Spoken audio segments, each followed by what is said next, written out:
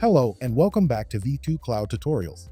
In this tutorial, you will learn how to reset password as administrator for users on your V2 Cloud computer. Step 1.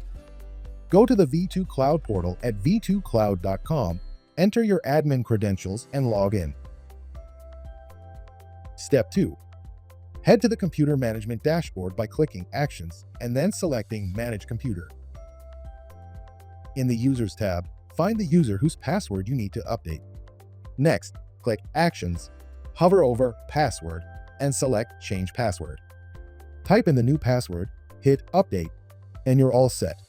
Just make sure to notify the user about their new password so they're ready for their next login. Let's go over how the user can change their own password if they have access to their email. Head to the V2 Cloud login page and click on Forgot Password. Then, type in the email you registered with and hit Submit. A request will be sent to your email with instructions on how to change your password. Make sure to follow them, and you are good to go.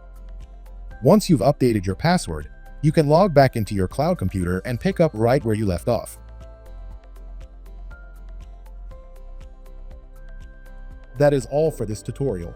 Thank you for watching and see you on the next one.